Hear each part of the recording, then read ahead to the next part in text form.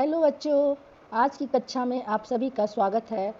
हम लोग आज दूसरा पाठ लोभाविष्टः चक्रधरः पढ़ेंगे। इस नाम से आपको क्या पता चलता है बच्चों? एक लोभ से वशीभूत मस्तक पर चक्र धारण किए हुए व्यक्ति है, उसकी कथा है, जिससे हमें बहुत ही अच्छा संदेश मिलेगा। इस पाठ को आइए पढ़ते हैं। यह पाठ पंचतंत्र में लिखा हुआ है, विष्णु शर्मा द्वारा रचित है। इसको हम लोग पहले रीड करेंगे, उसके बाद इसका अर्थ पढ़ेंगे। पंचतंत्रम संस्कृत साहित्यस्य अतीव लोकप्रियो ग्रंथः। पंचतंत्र संस्कृत साहित्य का अतीव यानी बहुत ही लोकप्रिय ग्रंथ है। पंचतंत्र संस्कृत में एक ग्रंथ है जो संस्कृत साहित्य का बहुत ही लोकप्रिय ग्रंथ है। हम लोग इस ग्रंथ के बारे में जानेंगे। अस्य रूपांतराणि प्राचीने काले एव नाना वैदेशिक भाषासु कृतानि आसन।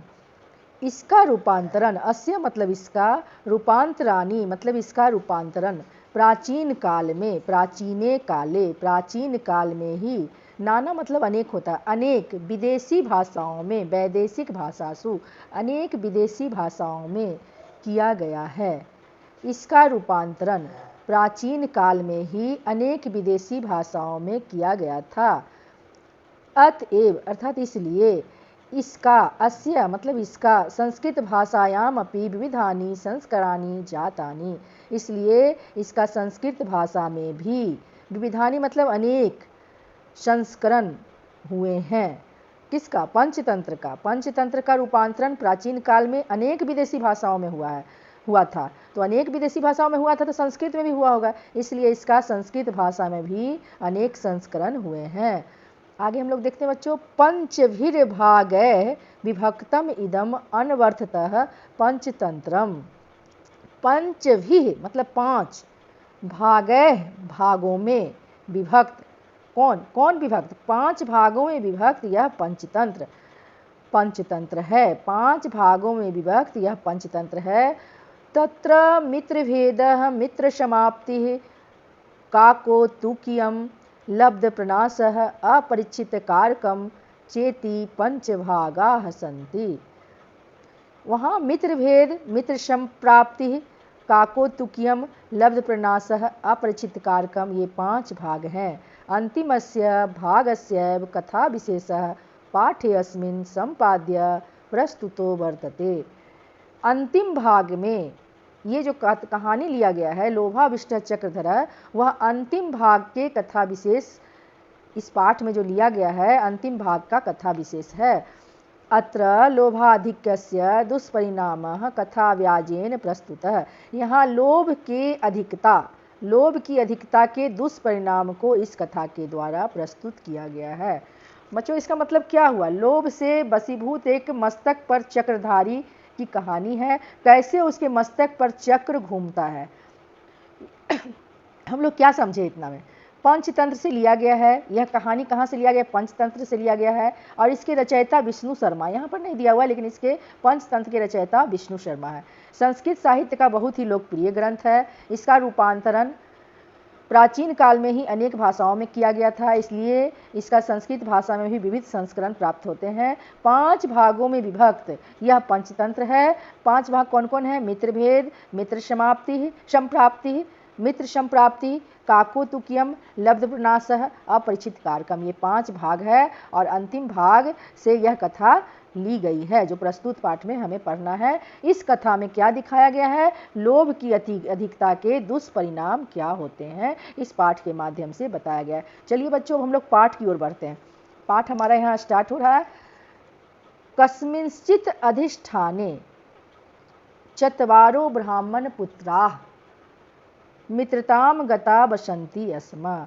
किसी नगर में, अधिष्ठाने मतलब नगर, कस्मिंश्चित् किसी नगर में, चत्वारो यानी चार, ब्राह्मण पुत्रा चार ब्राह्मण पुत्र मित्रता के साथ रहते थे।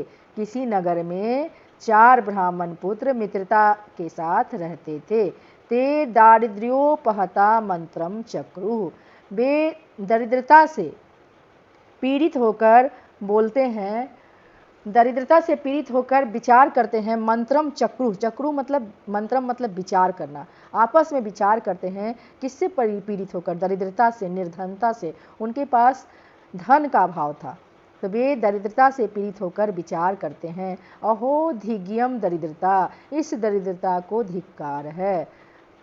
अहो धिज्ञम दरिद्रता, इस दरिद्रता को धिक्कार है। उक्तंच, और कहा भी गया है। क्या कहा गया है?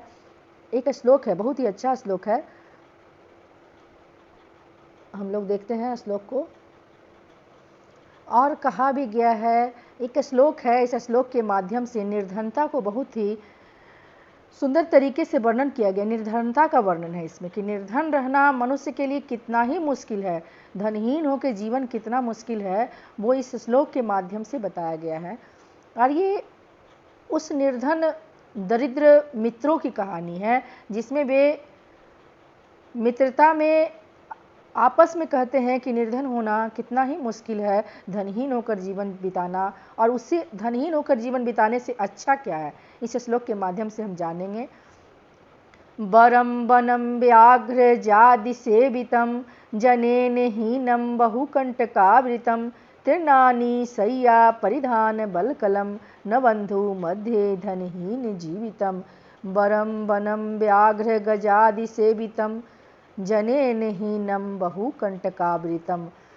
बहुकंटकावृतम, सबसे पहले हम लोग इस पर आएंगे। बहुकंटकावृतम मतलब होता है असंख्य कांटों से घिरे हुए।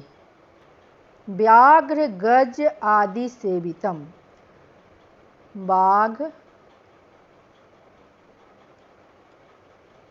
हाथी आदि से सेवित। तृणानि शय्या, घास की शैया।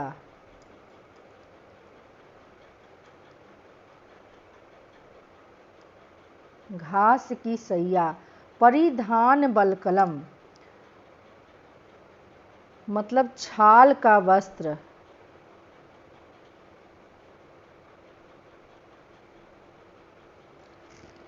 अब समझ में आ जाएगा। सबसे पहले यहाँ देखेंगे बच्चों, बहुकंटकावृतम असंख्य कांटों से घिरे हुए। व्याघ्र यानी बहुत सारे बाघ, हाथी आदि से सेवित उस जंगल में रहना अच्छा है। तृणानि शय्या, घास की शैया पर सोना और वृक्ष के छाल का वस्त्र पहनना अच्छा है, लेकिन न बंधु मध्य, बंधुओं के परिवार के बीच में धनहीन होकर जीवन जीना बहुत ही मुश्किल है।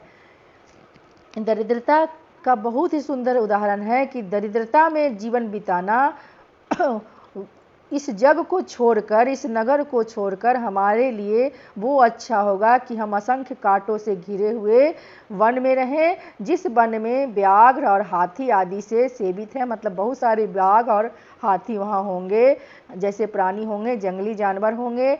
घासों की शैया होगी, भले ही हम लोग के पास कुछ ना हो, लेकिन घास पर सोएंगे और वृक्षों के छाल का वस्त्र पहनेंगे, लेकिन धनहीन होकर अपने बंधु बांधवों के पास नहीं रहेंगे।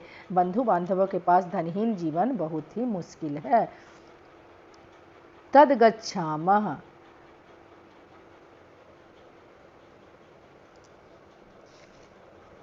कुत्रचिदर्थाय, तब धन के लिए, कुत्र मतलब कहीं, अर्थ यहाँ देखिए, कुत्रचित अर्थाया, यहाँ अर्थाया और कुत्र, अर्थाया माने अर्थ के लिए अर्थात धन के लिए, कुत्र मतलब कहीं, तब गच्छामः चलते हैं, तब धन के लिए हम लोग कहीं चलते हैं। इति सन्मन्त्र्य, ऐसा सोचकर यानी ऐसा विचार कर, स्वदेशम अपने देश का, परित्यज्य परित्याग करके, परस्थिता प्रस्थान करते हैं। तब धन के लिए कहीं चलते हैं, ऐसा विचार करके अपने देश का परित्याग करके प्रस्थान करते हैं। वहाँ कहाँ से प्रस्थान करते हैं? उस नगर से प्रस्थान करते हैं।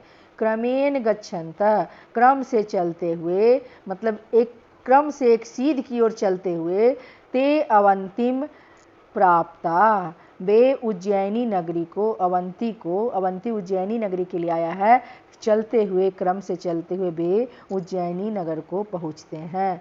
तत्र क्षिप्राजले कृतस्नाना महाकालं प्रणम्य यावर निर्गच्छन्ति। तत्र मतलब वहाँ, क्षिप्रा जल में, क्षिप्रा नदी के जल में, क्षिप्रा नदी के जल में कृत स्नान करके, महाकालम यानी महाकालेश्वर देवता अर्थात महाशिव को, शंकर को, प्रणम्य प्रणाम करके जब वे निकलते हैं, कहाँ से, क्षिप्रा नदी के जल से, तावद भैरवानंदो नाम योगी सम्मुखो बभूव। तब भैरवानंद नाम के योगी उनके सामने आते हैं। तेन ते पृष्टा कुतो भवन्तः समायातः किम प्रयोजनम। उनके द्वारा पूछा जाता है, आप सभी कहाँ से आए हो, आप सब कहाँ से आए हो, किम प्रयोजनम, आने का क्या उद्देश्य है। कौन पूछते हैं, भैरवानंद नाम के योगी उनके सम्मुख आते हैं और पूछते हैं, कुतो भवन्तः समायातः किम प्रयोजनम। ये बहुत ही महत्वपूर्ण लाइन है बच्चों, ये एग्जाम में आता है, ये लाइन दे दिया जाता है और इसका अर्थ लिखने के लिए आता है। कुतो भवन्तः समायाताः, कहाँ से आए हो, आप सब कहाँ से आए हो, आने का क्या उद्देश्य है। ततस्तैर अभिहितम, ततस्तैर अभिहितम, ततः मतलब तब, अभिहितम तब उन लोगों ने, तैः ततः तैः अभिहितम, इसको तोड़ेंगे, ततः तैः अभिहितम तब उन लोगों के द्वारा कहा गया, वयम मतलब हम सब, सिद्धि यात्रिका हम सब सिद्धि यात्री हैं, तत्र यस्यामो यत्र धन प्राप्तिर्मृत्यु वा भविष्यति, हम वहाँ जाएंगे जहाँ धन की प्राप्ति होगी अथवा मृत्यु होगी, या तो हमें धन की प्राप्ति होगी या हमारी मृत्यु हो जाएगी। हम वहीं जाएंगे जहाँ हमें धन की प्राप्ति होगी या फिर मृत्यु को प्राप्त होंगे। हम लोग सिद्ध यात्री हैं, या तो धन प्राप्त करेंगे या मृत्यु को प्राप्त होंगे, ऐसा निश्चय है, ऐसा निश्चय है हमारा। उक्तंच और कहा भी गया है। अब इसके बाद बच्चों एक श्लोक है, इस श्लोक को हम लोग पढ़ते हैं। अभिमत सिद्धिर्शेषा भवति ही पुरुषस्य पुरुषकारेण दैवमिति यदपि कथयसि पुरुषगुणः सोऽपि दृष्टाख्यः। अभिमत सिद्धिर्शेषा, अभिमत का मतलब होता है उद्देश्य की प्राप्ति, ही पुरुषस्य पुरुषकारेण, पुरुषस्य मतलब पुरुष के, और पुरुषकारेण उद्योग करने से, उद्योग करने से, दैवमति यदपि कथयसि पुरुष गुणः सोऽपि दृष्टाख्यः, व्यक्ति के उद्देश्य की प्राप्ति उद्योग करने से ही संपूर्ण होती है। यहाँ पुरुषस्य मतलब पुरुष के अभिमत सिद्धि मतलब उद्देश्य करने की प्राप्ति उद्योग करने से ही संपूर्ण होती है। कोई भी व्यक्ति है जिसका उद्योग करने से ही उद्देश्य की प्राप्ति संपूर्ण होती है। उद्योग अर्थात परिश्रम करने से ही, मेहनत करने से ही, उस कार्य की प्राप्ति के लिए मेहनत करने के लिए ये उद्योग शब्द आया है। जिस कार्य के लिए वो लोग निकले हैं उस कार्य की प्राप्ति के लिए शब्द यह उद्योग आया है। दैवम इति मतलब भाग्य भी, दैव भी उसी के लिए करते हैं जिन पुरुषों के पास गुण होता है, जिन पुरुषों में उद्योग का गुण होता है। ऐसा कहा गया है कि भाग्य है, दैव है, तो वह भी किसके लिए है, अदृष्ट नामक पुरुष, यानी जिसके पास उद्योग का गुण हो, जिसके पास करने का गुण हो। समझ गए हैं बच्चों? हम लोग आगे बढ़ते हैं। तत्कथ्यतामस्माकं कश्चित् धनोपायः, अतः हमें कोई धन प्राप्ति का उपाय बताइए, अतः हमें कोई धन प्राप्ति का उपाय बताइए। वयम अप्यति साहसिकः, हम सब साहसी हैं, हम सब साहसी हैं, अर्थात जिस कार्य के लिए आए हैं उस कार्य को करेंगे ही। उक्तंच और कहा गया है, महांत एव महताम अर्थ साधयितुं क्षमा ऋते समुद्रादन्यः को बिभर्ति बडवानलम्। महानता मतलब बड़े लोग,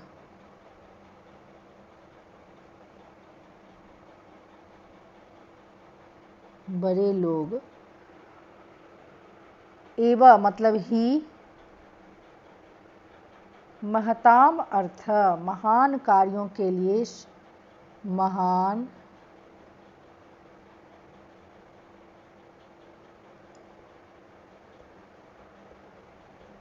कार्यों के लिए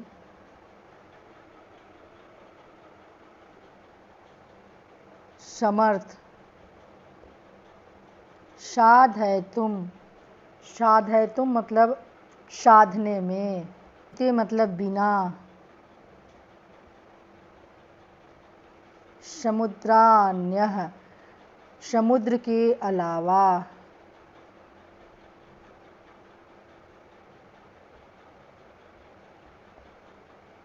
वडवानलम, वडवानलम समुद्र की आग को कहते हैं, समुद्र की आग।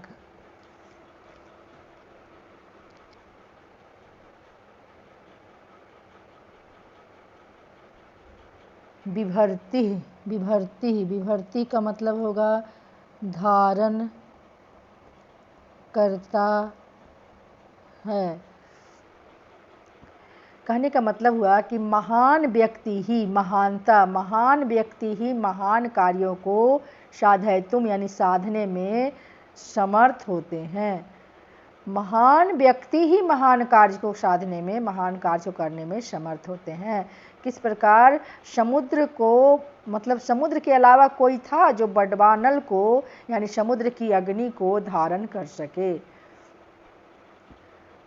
वडवानल को धारण करने में केवल समुद्र ही समर्थ था। उसी प्रकार महान कार्य को महान व्यक्ति ही, महान साधक ही समर्थ हैं सिद्ध करने के लिए। महान कार्य को साधने में महान व्यक्ति ही समर्थ होते हैं। क्लियर है बच्चों? भैरवानंदो अपि तेषां सिद्ध्यर्थ बहुपायम सिद्धवर्ती चतुष्टयम कृत्वा आर्प्यत। भैरवानंद भी उन सबको उपाय करके सिद्धवर्ती, चार सिद्धवर्ती, चार भाग करके सिद्धवर्ती का दिए। भैरवानंद ने भी उन सबको, उन सब की सफलता के लिए सिद्धवर्ती बनाई और उन्हें चार भाग कर दिया। आह च गम्यताम हिमालय दिशि तत्र संप्राप्तानाम यत्र वर्ति पतिष्यति तत्र निधानम संदिग्धम प्राप्यस्यथ। और कहा, च मतलब और, आहा मीन्स कहा। किसने कहा? भैरवानंद ने कहा। और कहा गम्यताम हिमालय दिशि, हिमालय दिशा की ओर जाओ, तत्र वहाँ, संप्राप्ता नाम यत्र वर्ति पतिष्यति, यह सिद्धवर्ती जहाँ पर गिरेगा, तत्र वहाँ, निधानम उस स्थान पर, कोष प्राप्त होगा, धन प्राप्त होगा, तत्र स्थानम खनित्वा निधिम गृहीत्वा निवर्त्याम, तत्र मतलब वहाँ, उस स्थान को, स्थानम खनित्वा यानी खोद कर, निधि यानी कोष को, जो भी रत्न वगैरह मिलेंगे कोष को, गृहीत्वा ग्रहण करके, निवर्त्याम लौट आना।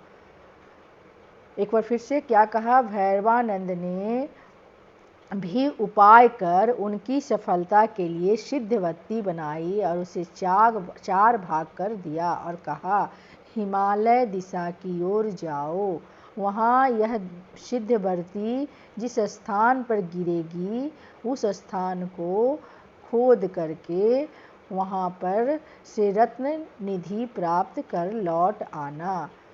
तथानुतिष्ठते तेषां गच्छताम् एकतस्य हस्तात् वर्तिः निपतात्।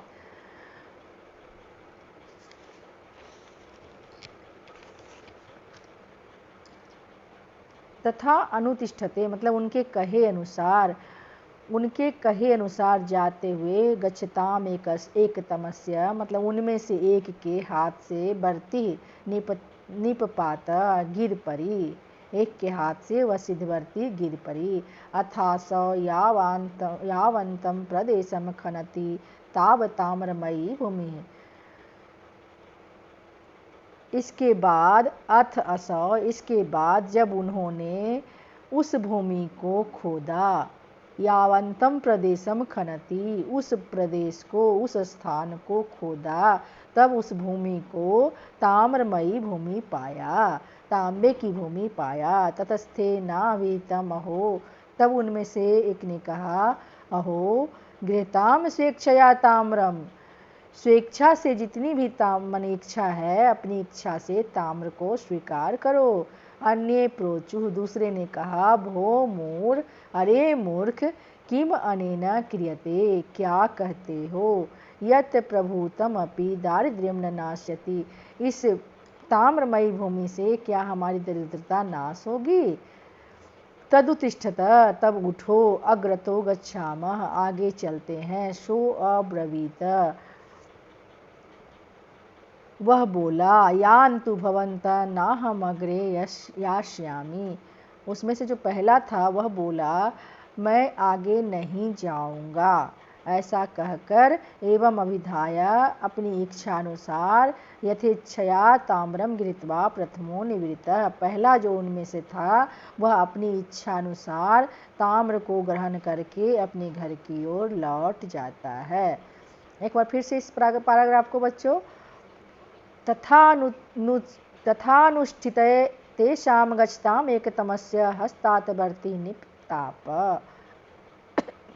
निपपात, कहे अनुसार जाते हुए उनमें से एक के हाथ से बत्ती गिर पड़ती है। अथासौ यावांतम प्रदेशम खनति तावत ताम्रमयी भूमि, जब उस प्रदेश को, उस स्थान को खोदा जाता है तो ताम्रमयी भूमि प्राप्त होती है। उसमें से एक कहता है, अहो गृहताम स्वेच्छया ताम्रम, ये सब इम्पोर्टेंट लाइन है, ये सब लाइन आता है। अन्य प्रोचु भो मूढ़ किम अनेन क्रियते, कहता है कि अहो स्वेच्छा से जितना इच्छा है ताम्र लेकर हम लोग लौट चलते हैं। दूसरा कहता, अरे मूर्ख, क्या कहते हो, यह तो प्रभुतम अपि दारिद्र्यम न नाश्यति, इससे क्या हमारी दरिद्रता नाश होगी।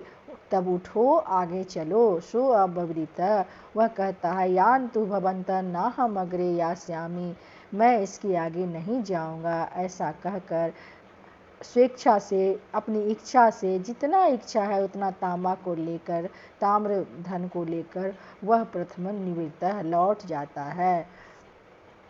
ते त्रयो अप्यग्रे प्रस्थिता, वे तीनों ही आगे चलते हैं। अथ किंचिन मात्रम गतस्य अग्रेसरस्य बर्ति निपपात, इसके बाद किंचिन मात्रम, थोड़ी दूर ही जाने पर उसके अगले व्यक्ति के हाथ से बत्ती गिर जाती है। सो अपि यावत् खनितुम आरभते तावत् रूपमयी क्षितिः, तब उस स्थान को खोदा जाता है, खोदने पर वह रजतमयी धरती रहती है, अर्थात चांदी की धरती रहती है। तथा प्रहर्षितः आहा, तब वह खुश होकर बोलता है, गृहीताम यथेच्छया रूप्यकम,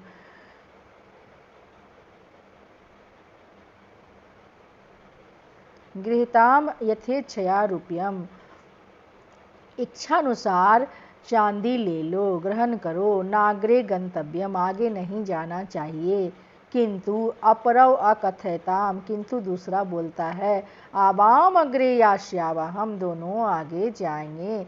एवं मुक्तवा, ऐसा कहकर द्वापग्रे प्रस्थित, दोनों जो है उसमें से दो जो हैं आगे की ओर प्रस्थान करते हैं। शु अपि स्वशक्तया रूप्यमादाय निवृत्तय, और वह जो है अपनी शक्ति अनुसार जितना हो सकता है चांदी को लेकर लौट जाता है। अथ तयोरपि गच्छतोरेकस्याग्रे बर्तिः पपात, इसके बाद उन दोनों के, तयोः माने उन दोनों के, गच्छते मतलब आगे जाने पर एक की बत्ती गिर जाती है। सोऽपि प्रहृष्टो यावत् खनति तावत् सुवर्ण भूमिं दृष्ट्वा। वह भी खुश होकर जहाँ उस स्थान को खोदता है तब स्वर्णमयी धरती को पाता है। प्राह दृष्टवा देखकर बोलता है, भो गृहताम स्वेच्छया सुवर्णम। अहो स्वेच्छा से जितना चाहो स्वर्ण ग्रहण करो। सुवर्ण दयान्यम किंचित उत्तम भविष्यति। सोने से उत्तम और क्या होगा। अन्यस्तु प्राह, तो दूसरा बोलता है, जो लोभ के अधिक वशीभूत हो जाता है, वह बोलता है, मूढ़ न किंचित वेत्सि। मूर्ख हो, क्या कुछ नहीं जानते हो। प्राक ताम्रम ततो रूप्यम, पहले तांबा, फिर चांदी, फिर स्वर्ण, तन्नूनम अतः परम रत्नानि, इसके बाद निश्चय ही रत्न होगा। तदुष्ठ उठो, अग्रे गच्छाव, आगे की ओर चलो। किंतु तृतीय स्वेच्छया स्वर्णम गृहीत्वा निवृत्तः, किंतु तीसरा जो है इच्छा से स्वर्ण ग्रहण करके लौट जाता है। अनंतरम सोऽपि गच्छिन्नकाकी ग्रीष्मसंतप्तनुः पिपासाकुलितः मार्गच्युतः इतश्चेत सः बभ्राम। इसके बाद अनंतरम अर्थात इसके बाद वह गच्छेनेकाकी मतलब अकेला जाता हुआ, ग्रीष्म संतप्तः गर्मी से व्याकुल, गर्मी से पीड़ित होकर, पिपासाकुलितः प्यास से आकुल होकर, मार्गच्युतः मार्ग भटक जाता है, इतश्चेतसः और इधर उधर घूमता है। अथ भ्राम्यन स्थलोपरि पुरुषमेकं रुधिरप्लाविताग्ररतम्, इसके बाद घूमता हुआ वह एक स्थान पर पहुँचता है जहाँ एक पुरुष खून से लथपथ उसके मस्तक पर चक्र घूमता हुआ जिसको वह देखता है। ततो द्रुततरम गत्वा तमोवचत, उसके बाद वह जल्दी से उसके पास, द्रुत गति से उसके पास जाकर उससे कहता है, भो को भवान, आप, अहो आप कौन हो। किमेव चक्रेण भ्रमता शिरसि तिष्ठति, और आपके मस्तक पर यह किस प्रकार चक्र घूम रहा है। तत्कथया मे यदि कुत्र जलम अस्ति, आप जानते हो तो कहो कि यहाँ पर जल कहाँ मिलेगा, कहाँ जल है। एक बार फिर से बच्चों, इसके बाद एकाकी जाता हुआ, अकेला जाता हुआ वह सिद्धवर्ती गर्मी से पीड़ित होकर, प्यास से व्याकुल होकर, मार्ग से इधर उधर भटक जाता है और इधर उधर भ्रमण करता हुआ एक स्थल पर पहुंचता है जहां एक पुरुष खून से लथपथ उसके मस्तक पर चक्र घूमता हुआ पुरुष को देखता है। उसके पास वह द्रुत गति से, तीव्र गति से जाकर बोलता है, अहो आप कौन हो और आपके मस्तक पर यह चक्र क्यों घूम रहा है। अगर आप जानते हो तो जल कहाँ है, हमें बताओ। एवं तस्य प्रवदश्चक्रम तत्क्षणात् तस्य शिरसो ब्रह्मणमस्तके आगतम, इस प्रकार उसके ऐसा कहते ही तत्क्षण उस ब्राह्मण के सिर पर वह चक्र आ जाता है। शह आहा, वह कहता है कि मेतत, यह क्या है। श आहा, वह बोलता है, ममापे अतिशिरसि आगतम, मेरे सिर पर भी इसी तरह से यह घूम रहा था। स आहा, वह कहता है, तत्कथया, इसी प्रकार वह ब्राह्मण बोलता है कि वह बोलता है, यानी वह ब्राह्मण बोलता है, यहाँ सब ब्राह्मण के लिए आया है। तब कहो कदयतु त्रस्यति, किस प्रकार यह उतरेगा। महति में वेदना वर्तते, मुझे बहुत ही वेदना हो रही है। श आहा, वह कहता है, यदा त्वमिव कश्चिद् घृत सिद्धिर्वर्तिरेवम् आगत्य त्वमालापयिष्यति तदा तस्य मस्तके गमिष्यति, वह बोलता है, जब कोई तुम्हारी तरह यहाँ सिद्धवर्ती लेकर धारण करके यहाँ आएगा और तुमसे पूछेगा तब उसके मस्तक पर यह चला जाएगा। एक बार फिर से बच्चों, इस प्रकार उसके ऐसा कहते ही उसी क्षण वह चक्र उसके सिर से ब्राह्मण के मस्तक पर आ गया। वह ब्राह्मण बोला, यह क्या। वह व्यक्ति बोला, मेरे सिर पर भी इसी प्रकार आया था। वह ब्राह्मण बोला, तब कहो यह कब और कैसे उतरेगा, मुझे काफ़ी पीड़ा हो रही है। वह व्यक्ति बोला, जब तुम्हारे ही समान कोई सिद्धबत्ती धारण करने वाला इसी प्रकार आकर तुमसे पूछेगा, तब यह चक्र उसके मस्तक पर चला जाएगा। ऐसा कहकर वह चला गया। अतः उच्यते, इसलिए कहा गया है, अति लोभो न कर्तव्यो लोभम नैव परित्यजेत। अति लोभाभिभूतस्य चक्रम भ्रमति मस्तके। अति लोभ नहीं करना चाहिए। अति लोभो न कर्तव्यो, अत्यधिक लोभ नहीं करना चाहिए। अत्यधिक लोभ नहीं करना चाहिए।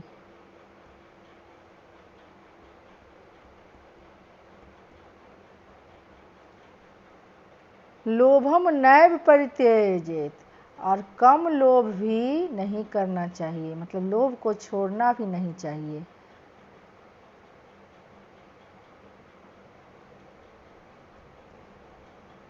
कम लोभ को छोड़ना भी नहीं चाहिए।